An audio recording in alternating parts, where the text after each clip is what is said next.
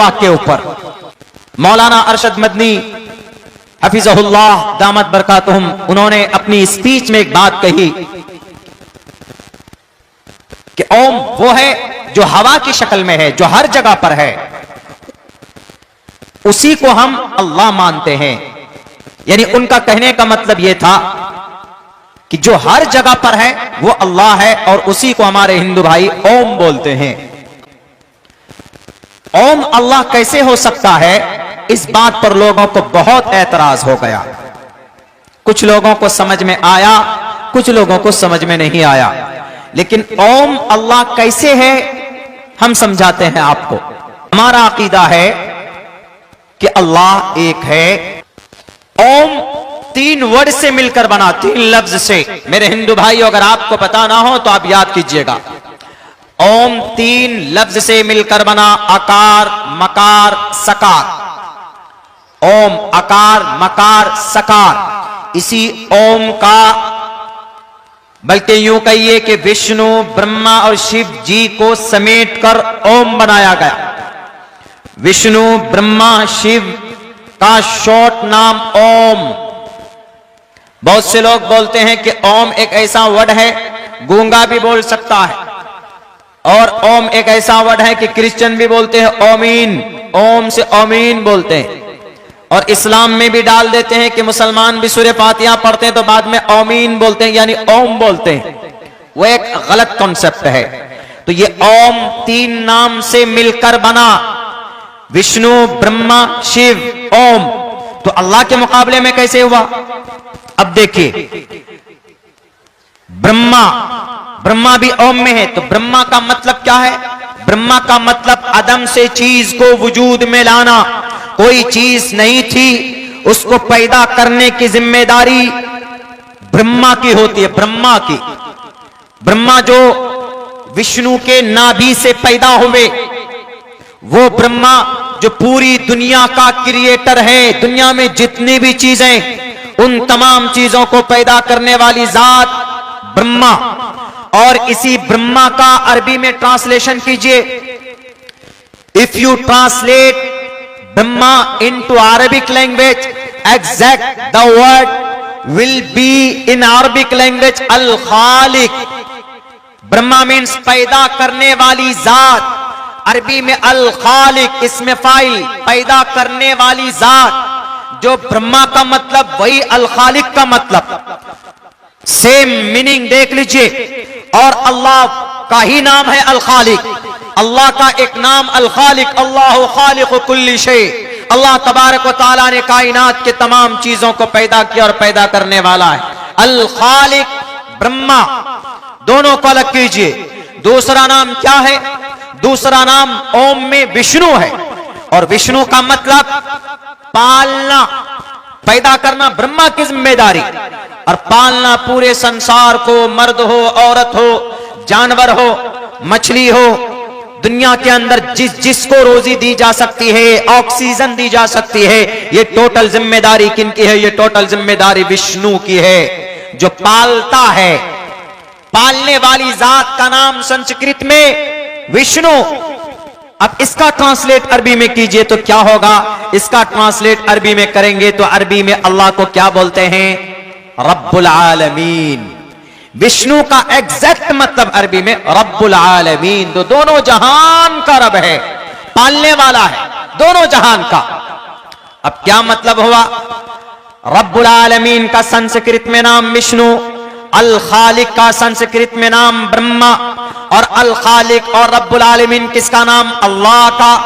एक और नाम रह गया शिव।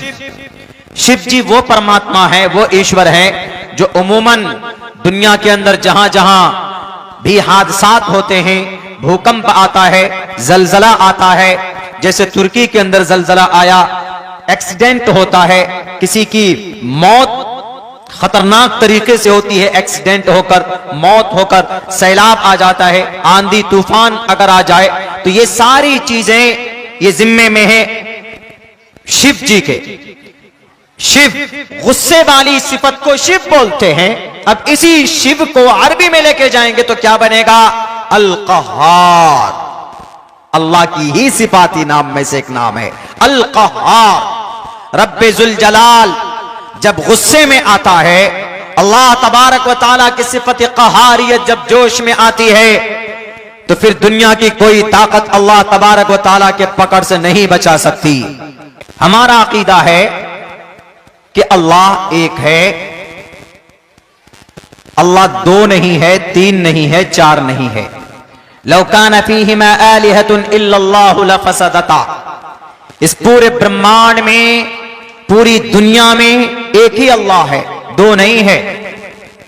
अल्लाह एक है। इसी अल्लाह को फारसी में खुदा, अरबी में अल्लाह, इंग्लिश में लॉर्ड एंड गॉड, संस्कृत में परमेश्वर, परमात्मा, परम शक्तिमान, अजनिमा, लेकिन है एक अल्लाह। बाकी और अर्रहमान कौन है फिर? अर्रहीम कौन है फिर? जब्बार कौन है? क़हार कौन है?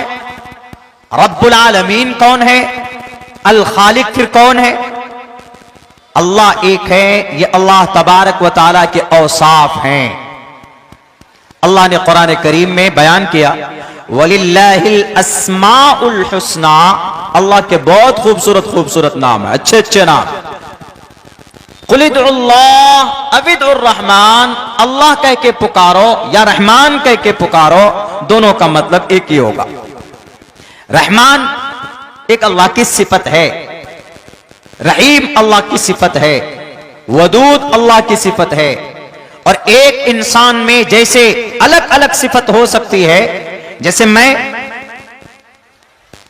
आप में से कोई लड़का स्टूडेंट है लेकिन वो बेहतरीन क्रिकेट खेलता है, तो आप क्या कहेंगे कि ये क्रिकेटर बढ़िया है। बेहतरीन गाड़ी ड्राइव करता है, आप क्या कहेंगे कि बेहतरीन ड्राइवर भी है। बेहतरीन स्पीकर भी है, स्पीच अच्छी देता है, तो आप ये भी कहेंगे कि ये बेहतरीन स्पीकर भी है। या और भी कुछ हुनर आते हैं उसमें, तो उसका नाम ड्राइवर भी है, उसका नाम बैट्समैन भी है, उसका नाम बॉलर भी है, उसका नाम अलग अलग है, क्योंकि अलग अलग हुनर होने की वजह से। ऐसे ही समझ लीजिए अल्लाह तबारक व तआला समझाने के लिए बोल रहा हूं। नाम अल्लाह का अल्लाह एक, अल्लाह के औसाफ कमालात, नाम बहुत प्यारे प्यारे, बहुत सारे नाम। वलिल्लाहिल अस्माउल हुस्ना फदऊहु बिहा। जिस नाम से चाहे अल्लाह को पुकार लो, लेकिन अल्लाह एक। ऐसा नहीं कि अल्लाह है सबसे बड़ा लेकिन अर्रहमान छोटा वाला अल्लाह है, अर्रहीम उससे छोटा वाला है, अल खालिक और छोटा वाला है, रब्बुल आलमीन और छोटा है। नहीं, अल्लाह एक है। अल्लाह तबारक व तआला की विशेषताएं हैं, कुरान से दलील में दे चुका हूं आपको। अब हमारे हिंदू भाइयों में आइए। हमारे हिंदू भाइयों के यहां, चूंकि हिंदू भाइयों की तादाद बहुत अच्छी खासी तादाद में है, बड़ी तादाद में, उनको भी समझना है, उनको समझाना है। एको देवा सर्वभूतेषु गूढ़ा। देव एक, परमात्मा एक है। अब इतने सारे नाम जो फिर देव परमात्मा के, ब्रह्मा है, विष्णु है, शिव है, गणेशा है, और भी नाम है, हरि है, वो क्या है फिर? एक मंत्र है गुरुड़ पुराण का, इंद्रम, इंद्र, मित्र, वरुण। इंद्र भी नाम है भगवान के, मित्रा भी नाम है ईश्वर के, वरुण भी नाम है ईश्वर के। इंद्र, मित्रा, वरुण। एकम सद विप्रा बुधा वदंती। ईश्वर एक ही है लेकिन नाम अनेक हैं ईश्वर के। विष्णु उसी एक ईश्वर का नाम, शिव उसी एक ईश्वर की एक अलग सिफत, ब्रह्मा उसी एक ईश्वर की एक अलग रूप है। इसीलिए कहा गया त्रिदा भिन्नो हम विष्णु ब्रह्म शिव। त्रिदा भिन्नो, तीन अलग अलग नाम है। त्रिदा भिन्नो हम विष्णु ब्रह्म शिव। हरार्या गुणे नसिकलो हम सदा हरे। एकम सद विप्रा बुधा वदंती। तीन अलग अलग नाम है लेकिन एक ईश्वर है। उसी एक ईश्वर को विद्वानों ने अनेक नामों से पुकारा है, जैसे कुरान में है वलिल्लाहिल अस्माउल हुस्ना फदऊहु बिहा। अल्लाह के बहुत सारे अच्छे अच्छे नाम हैं। तारीख गवाह है, अल्लाह को गुस्सा आया तो कौम लूत तबाह बर्बाद कर दिया गया। अल्लाह तबारक व तआला की सिफत क़हारियत जब जोश में आई तो मेरे दोस्तों शुएब अलैहिस्सलाम की कौम के ऊपर आग की पत्थर की बारिश कर दी गई। जब अल्लाह तबारक व तआला की सिफत क़हारियत जोश में आती है तो नूह अलैहिस्सलाम की कौम को पानियों के जरिए से पूरी दुनिया के इंसानों को तबाह बर्बाद कर दिया जाता है। क्यों? वो ईश्वर को नहीं मानते, अल्लाह को नहीं मानते थे। अल्लाह गुस्से में आता है, अल्लाह तबारक व तआला फिर पूरी उस कम्युनिटी को बर्बाद कर देता, हलाक कर देता। क्यों? न मानने की वजह से। बनी इसराइल में खिंजीर बना दिए गए, वकूनू क़िरदतन खासीन, रब की बात नहीं मानी तो लो तुम बंदर बना दिए जाओगे, तुम्हारी शक्लें बर्बाद बदल दी जाएंगी।